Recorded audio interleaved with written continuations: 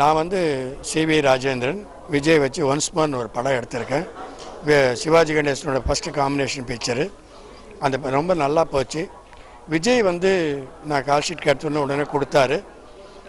நான் எந்த மறுப்பும் சொல்லலை. அவரும் சரி, அவங்க ஃபாதர் எஸ்ஏ சந்திரசேகரும் கிட்டே இருந்து நல்லபடியாக முடித்து கொடுத்து, சிக்கனமாக முடித்து கொடுத்து எனக்கு ஓரளவு ப்ராஃபிட் பண்ணி கொடுத்தாங்க.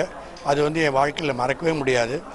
திடீர்னு இப்போ லேட்டஸ்ட்டாக கூப்பிட்டு, சார் உங்களுக்கு எதாவது நான் பண்ணணும்னு நினைக்கிறேன் அப்படின்னாரு. எதுக்குன்னு அதுக்கு வந்து சொன்னார், வாழ்க்கையில் நான் வந்து எவ்வளோ முன்னேறி இருக்கேன், அந்த முன்னேற்றத்துக்கு சில பேர் ஏணிப்படிகளாக இருந்திருக்காங்க, நீங்கள் அதில் ஒருத்தர்.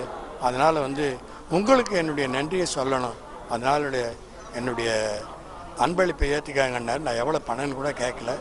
இன்றைக்கி தான் வந்து 5 லட்சம் ரூபான்னு சொன்ன உடனே நான் ரொம்ப ஆச்சரியப்பட்டேன். சில பேருக்கு தான் அந்த நல்ல உள்ளங்கள் இருக்குது. பணம் நீங்களும் சம்பாதிக்கிறீங்க, நீங்களும் கொடுக்குறீங்கிறது பெருசு இல்லை.